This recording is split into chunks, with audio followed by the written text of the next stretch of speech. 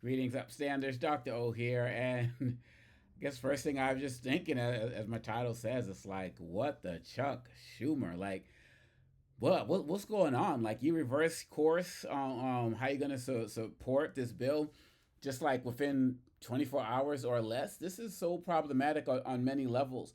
The fact of the matter is that this isn't even about an age thing. This isn't even about an age thing because Bernie Sanders was 100% against this as well. And the reason why he said that he doesn't fear what Chuck Schumer feared, Chuck Schumer felt like, well, if he doesn't support, what the Republicans are putting forward, that, basically it's going to give Donald Trump and Elon Musk free reign because the government will be shut down and they'll be able to do things and become even more authoritarian or whatever language that he used. And what Bernie Sanders says, he's like, I get that idea, but the thing that Schumer is discounting is the will of the people. The way that so many people across the country are fighting in these town halls, the way you look at the thousands of people that Bernie Sanders is attracting as if he was running for a presidential office, but people are just coming to air their grievances. Look at Democrats who lost in certain elections, who are going to their hometowns to have town halls, or who are staying in their hometowns and having town halls that the Republicans who beat them won't show up for, so they're doing their own. Like, read the room. Like, seriously. And I absolutely agree with what Sanders is saying, what Cory Booker is saying, what AOC is saying as well. This is the time to fight. What America needs right now is an opposition party. And the Democrats, generally speaking, are not being that. I appreciate what they were doing in the House. And look, nobody wants to shut down, but nobody wants to continue to be pimped by this government. Nobody wants to continue to be disrespected by this government. And the fact of the matter is, Mike Johnson, everybody talked about, well, you may have these Tea Party Republicans who never vote along, if any. They are all in unison. Mike Johnson had to vote, send folks home. Like, they know what they're doing. And Donald Trump's already hard times. Folks are already in hard times.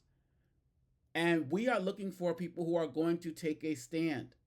And clearly, the Fettermans of the world and the Schumers of the world are taking this stance and not understanding the need of where the people are right now. Folks want this government to be challenged in every way, shape, and form. And it seems like Schumer and several others are just still interested in working with the Republicans than building stronger coalitions with the Democrats and non voters that they need to bring into the fold. This type of act is seen as an act of cowardice by so many people. Nobody wants to shut down, but nobody wants to continue to be disrespected. And I guarantee you, well, I'm not gonna say, I'm not a pollster or anything, but look, polls could be wrong. If polls were right, we would have got Hillary. So there's that. But the momentum that's out there with Democrats and disaffected Republicans and independents and the like shows that there would have been support for this. Shows that there would have been support for Donald Trump and Elon Musk being continually challenged, whether there was a shutdown or not. People are showing that they're not going to stand for this. So we need Democrats to be bold. We need them to be out there and be forceful with what they're doing. And this is not it. And you don't think 30 days from now or however many days from now, Republicans are going to come up with something else? This was a bad move.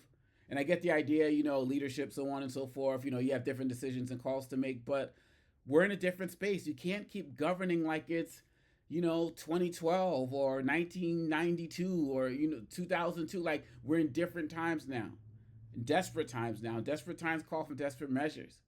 And right now, we need to have more of an opposition party than a Democratic Party that's more interested in working with Republicans. Now, I talk about finding common ground all of the time, but finding common ground is about finding common ground with people who want to find common ground with you. And these guys aren't them.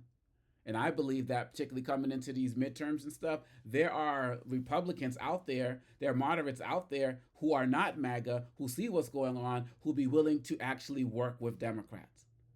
Right, and that stuff would actually happen. But in lieu of that, we need to continue to be building a strong Democratic base, a strong Democratic foundation, a strong Democratic backbench. You see all of these guys, Gavin Newsom, we can get to him in another video, doing all of, going out of his way to praise Charlie Kirk and Tucker Carlson and crapping on the trans community. Like, this is where y'all want to go towards 2028?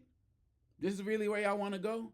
Because one of the reasons that people feel like, Harrison Walz lost is because there was this idea that the Democrats were moving away from their base to try to appeal and appease to people who were never going to agree with them.